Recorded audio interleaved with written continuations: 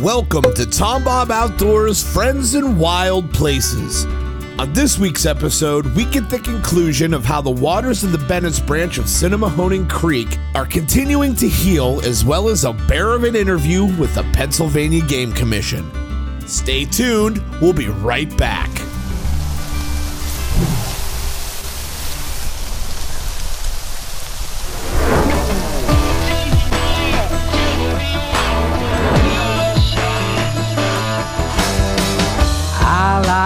Walking on the wild side, wide open every time, letting it fly. You can find me high on the mountaintop, floating down a river rock, living for the ride. If you really want room to run, I'll show you where to get it done. Step off the back porch, jump across the fence, don't let the barbed wire catch you in the pants. I'll be waiting in the bottom by the Tombob Creek. Come on, take a walk on the wild side with me.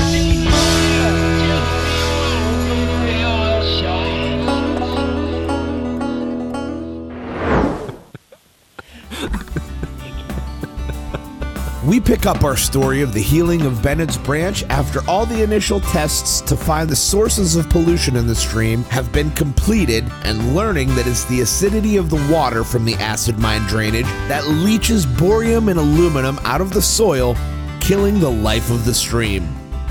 Now let's find out how posse member Jim Moser literally moved mountains to heal the stream he loves. We finally, after 3 years, of handing in samples and floating it, doing everything, we actually finally got to do something that was a positive impact to the stream. We're really, really grateful for that. In the course of our other project of identifying the sources, we wanted, of course, to tackle the biggest first. And Dents Run was the biggest. The one tributary coming into the Bennett branch that contributed the most, 52% of the total AMD comes through Dents Run, which is a sizable tributary, but it is not the biggest trib on the Bennett branch.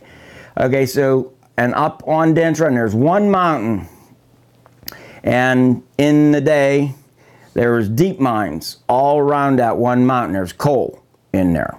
Local people just went up and dug their winter supply of coal. I'd have done the same thing. I'd beat the heck out of before chainsaws, So you have all this digging goes on around that mountain, which caused all those little point sources. Well, then next thing you know, they strip mine on top of that mountain to get at some of those veins of coal. But there's another thing that is extremely amazing. In that mountain, there's limestone. Now, there's no limestone around here. That was a unique deposit of limestone.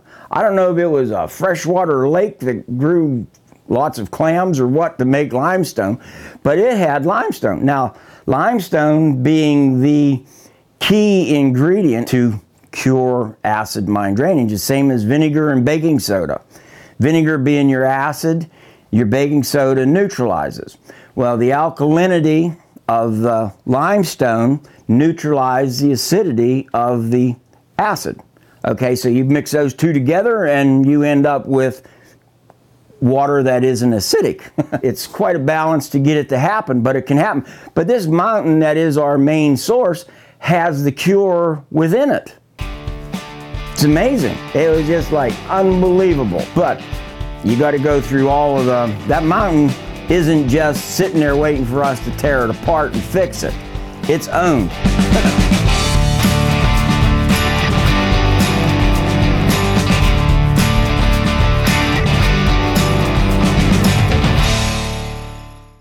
Introducing the most unique fishing lure on the market today, the Tombob lure with scent fusion. What is scent fusion? Well, it's a proprietary process in which we infuse every microscopic pore of the lure with a fish attractant that makes it smell and taste just like live bait. This lure stinks. What does it look like? Success. You need this in your tackle box. Time after time, cast after cast. Tombob Outdoors. Check us out on the web at tomboboutdoors.com.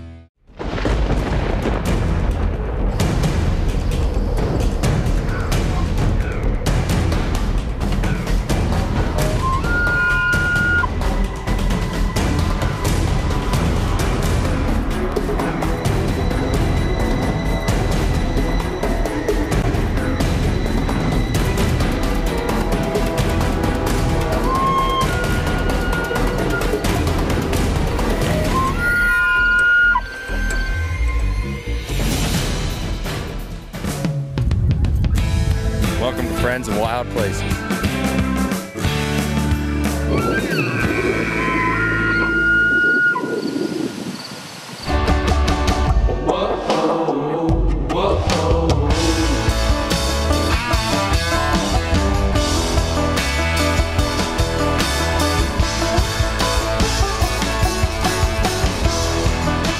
The Keystone Elk Country Alliance, combining an entertaining and educational experience with family fun.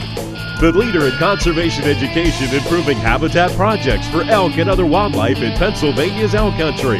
In the heart of the Pennsylvania wilds, the Keystone Elk Country Alliance, located at the Elk Country Visitor Center.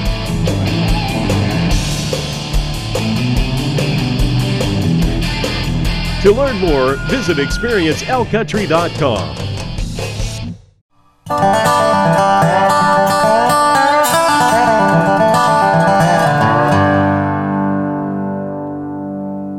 The coal company that owned the mineral rights, they had donated the land to the game commission, so it's a state game lands. Okay, well that's good, but the coal company, like, well, we own the mineral rights, so you're going to take anything out of there, we get it. So we did Harrisburg meetings and all that stuff for, I don't know how many times, but I know I had 2 audiences with the governor of Pennsylvania, Governor Ridge, to get this thing done. One of the things I had to do, I had to go to all the municipalities in the watershed that would need limestone, because we had to show the need for this limestone. Okay, because we want to remove the whole mountain and put it back. Okay, but we're only going to need so much of the limestone to do the mountain, or to do the remediation. I had to go to township, forestry, boroughs, fire department, anybody that had roads within that community, and figure out how much tonnage of limestone they would use to swedge the roads 8 inches deep. So I got all that together. Went down to the governor, and he did tell me this, that, okay, we needed $3 million to start this project. $3 million, that's a lot of money, especially all of us nonprofit guys, okay? And he did tell me if we didn't get the Growing Greener grant, that he would give me a line item budget to get a check to get that project started. It was incredible. The coal was going, everything was spoken for. Every single molecule was spoken for, which is the way they do it. We finally got it rolling, okay? And we're totally removing that whole mountain. Okay, so while we're doing this project, okay, this is where it got kind of interesting. The Army Corps of Engineers and Bureau of Abandoned Mine Reclamation, they were in this project, and they were putting up $2 million and $3 million, I'm gonna say, and then we were getting $3 million from Growing Greener, you know, all pulled together. But we became the sponsor for the Army Corps of Engineers and the Bureau of Abandoned Mine Reclamation. Prior to this project, the only other entity that sponsored a federal thing, being BAMR or Corps, was Ducks Unlimited, and they sponsored them for, like, it was either $20,000 or $80,000. I can't remember which it was. So here we are with $5 million. So at that point, we became the largest non-sponsored organization in the history of the United States to sponsor the Corps and BAMR. Well, while this is getting kicked off, we have another project that up at the upper end, it was called Bark Camp, B-A-R-K, Camp. And that was strip mines and high walls. And of course, that's contributing to the upper end, and that's the number 2 source of pollution going into the stream. Okay, here we are with BAMR again and the Corps, a whole new project, and a completely different thing too, because we're not going to be digging up here. So the Corps had dredged, I believe it was the Delaware Bay, I'm not positive, it was one of the bays out east. They had all this mud, okay, and it had been stored somewhere and it was dewatering, and they had to find a place to get rid of it, okay, and they usually would take it to a landfill place. They had to pay to have it dumped at the landfill. That's called a tipping fee. Well, we found that that tipping fee, they could put that mud, get rid of it, put it on a train, ship it up to us, okay, and the other part of this phase of this was we got a hold of the local power plants, and we got their fly ash, which is another thing they had to get rid of. Okay, so we put in a pug mill, took this mud and that fly ash, and we mixed it all together. And then we backfilled in layers and compacted, put in 2 feet, compacted, this is the whole way around the mountain. And we built it back up to what is near natural contour, because we have no idea what the absolute pre-contour was, but near natural, as best as we could figure natural contour, and got that one going. But anyways, that's another, I forget how many $1 million that we sponsored on top of the Bennett, on top of the Dents Run project.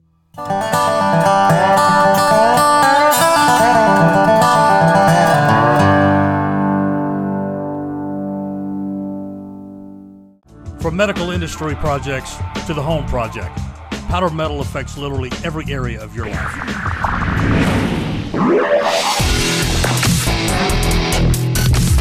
It also affects the adrenaline projects. We supply the component part, you bring it to life. Continuous metal technology.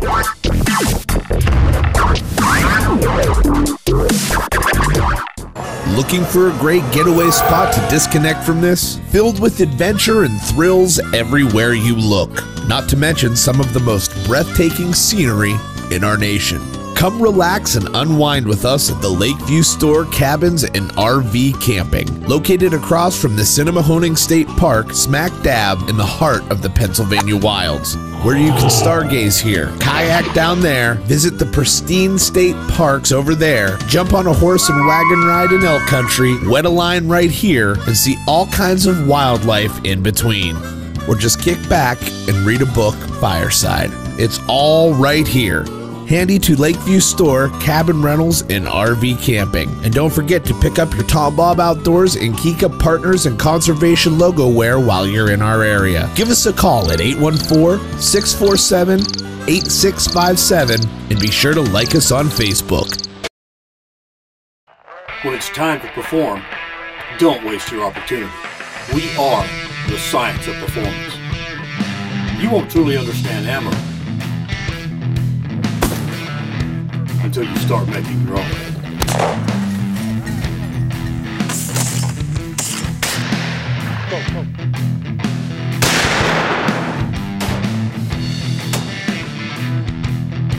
Ballistic Products, the science of performance.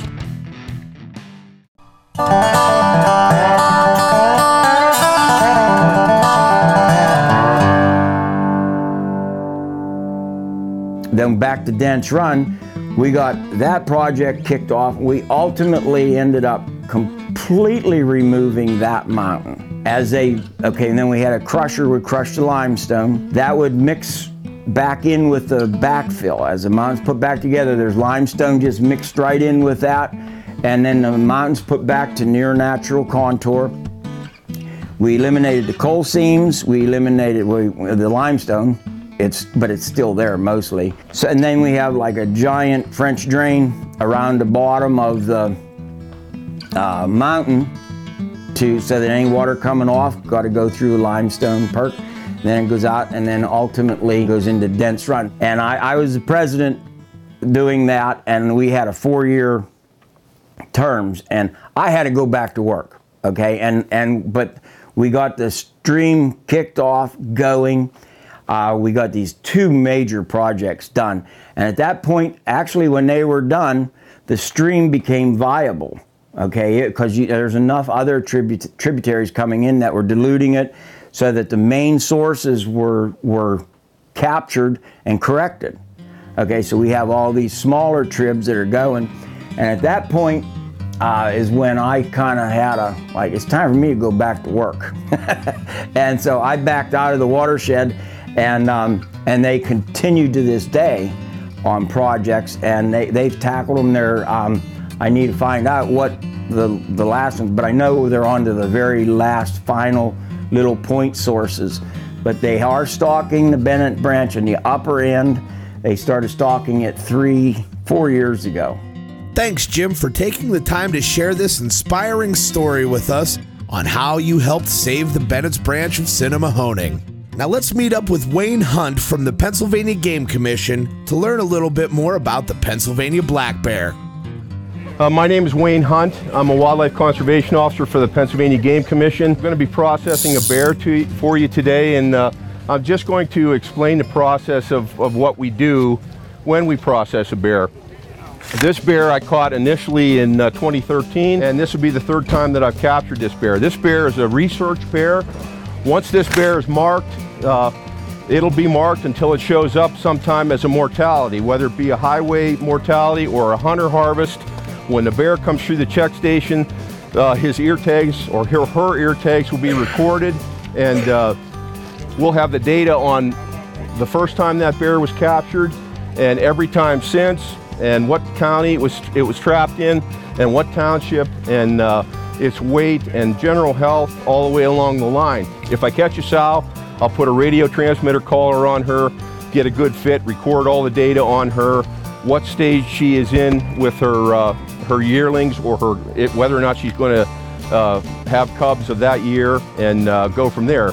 Probably won't see her again until March, and hopefully that's my goal. I just loaded a tranquilizer dart in my CO2 pistol projector. It's a 2cc dart, which should be a sufficient amount of drug to put this bear to sleep. It's a ketamine xylazine mix, and it's a true anesthesia. So once this bear goes under the effect of the drug, it's going to be asleep. The xylazine is a muscle relaxant. It helps me to make the bear more easier to handle, and so if I get a good hit and a good muscle mass here, the bear should probably be asleep within 5 to 7 minutes. But once that happens, normally we wait till the bear is asleep, we get the bear out, gauge its overall health, take a good look at it, and ear tag it. They get 2 ear tags the very first time they're captured. The lower number ear tag always goes in the right ear, and we get the sex of the bear, and we run a tape measure around their chest to get an estimate of the actual live weight of the bear, and that's supplied by the bear biologist and the regional biologist, and it's just an estimate of what that bear weighs. If it's a nuisance bear situation, we might find the need to relocate that bear, and if that's the case, we'll haul them away, a matter of miles, whatever we think is necessary to alleviate the situation.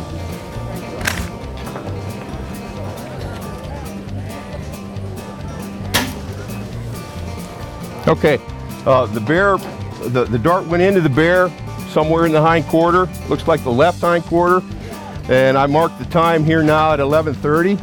If we all stay fairly quiet and the adrenaline doesn't affect this bear, within the next 10 minutes for sure, he should be asleep and safe to get him out. And I always check the bear, with a stick or something to gauge the depth of the anesthesia before I get him out, because with a good crowd of people here like this today, we want to be safe. And so therefore, even if the bear did wake up, he's still going to be groggy and would just walk away. But that's not likely to happen here today, and we'll make assurances that doesn't happen. So if he's a little bit under drugged when I gauge him, well, I'll give him some more drug with a syringe, and he should be safe to handle here. So picture this trap being in the middle of the game land somewhere, and just the normal woods noises, and not a lot of activity. So a lot of times when I get to my bear traps in the morning, they're sleeping or snoring even.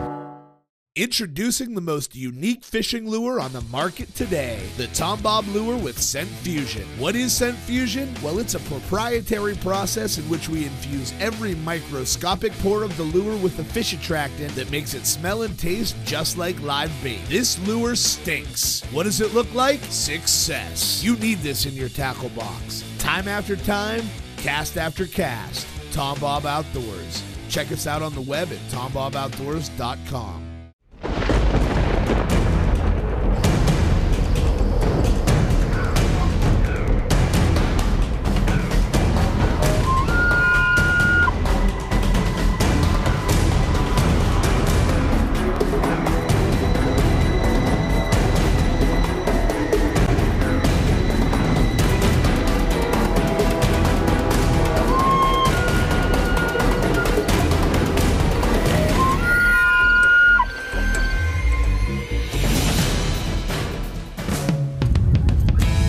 Welcome to Friends of Wild Places.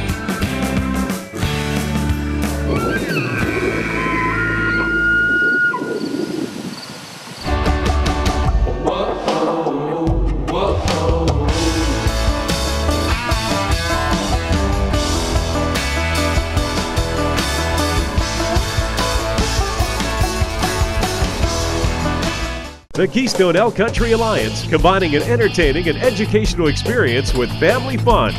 The leader in conservation education, improving habitat projects for elk and other wildlife in Pennsylvania's elk country. In the heart of the Pennsylvania wilds, the Keystone Elk Country Alliance, located at the Elk Country Visitor Center.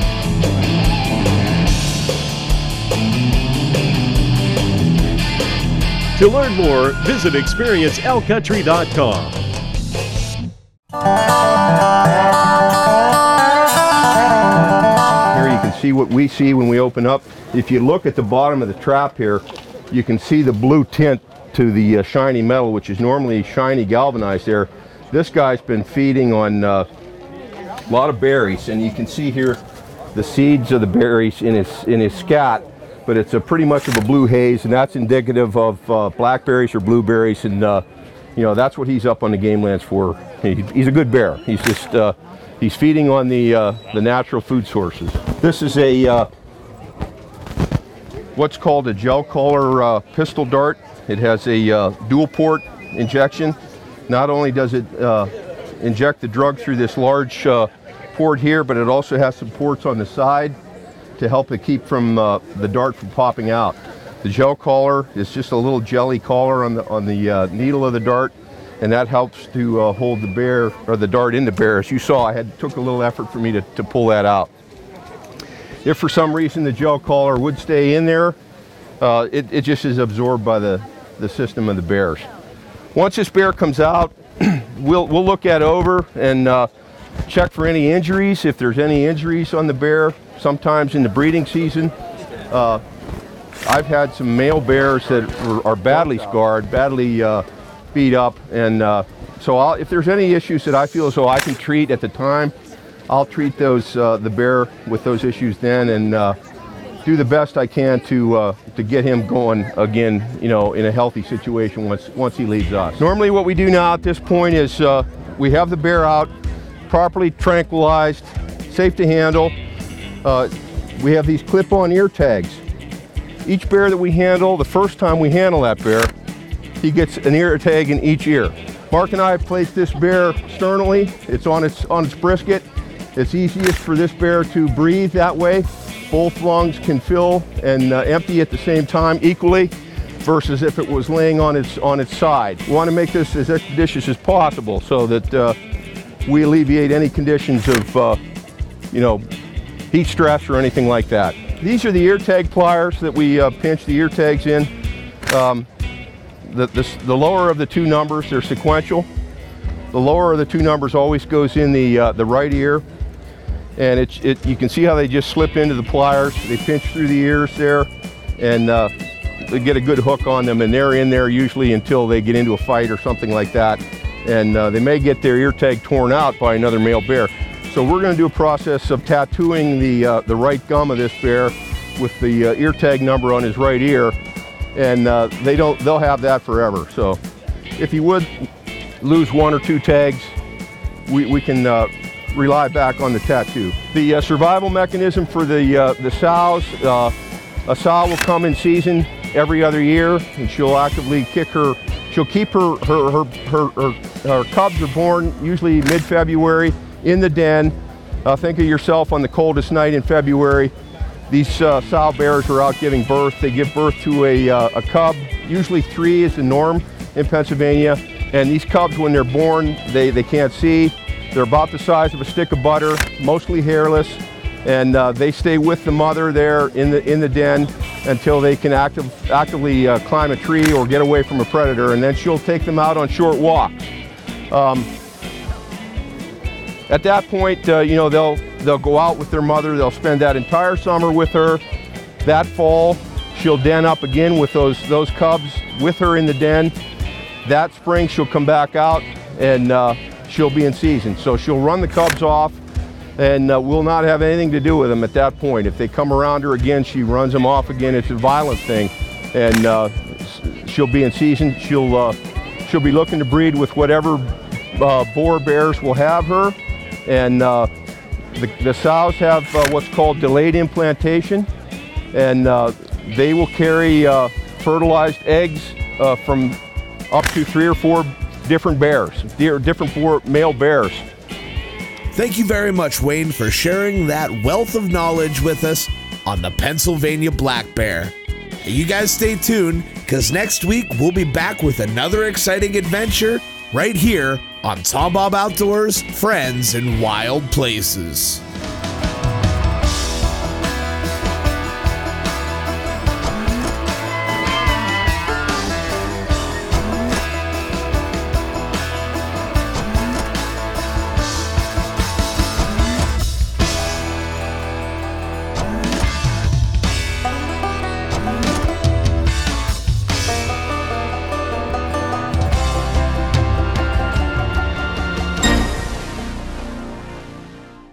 From medical industry projects to the home project, powder metal affects literally every area of your life.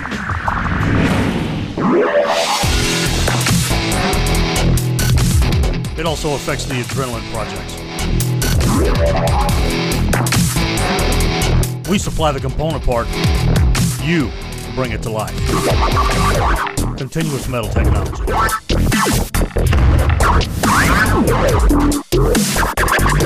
Oh, the people at Continuous Metal Technology. Yo, working with the folks at Ballistic Products. They do all kinds of checks to make sure ITX is the best product. And then they rely on us to do the final check.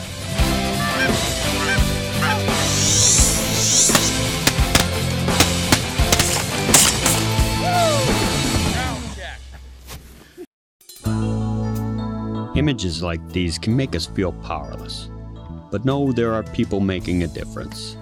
Your gift of money and prayers are what they need to make a big impact on the lives of others. We provide to existing missions already established to feed, clothe, teach, and love the poorest of the poor and marginalized.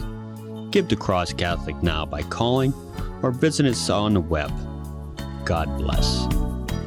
Visit shop.tomboboutdoors.com for the best deals on all of your favorite Tombob Outdoors products. Check out everything from the Tombob lure with scent fusion technology to CTX and ITX projectiles, Tombob and CMT logo wear, and even the Tombob earrings. All this at one convenient location, shop.tomboboutdoors.com.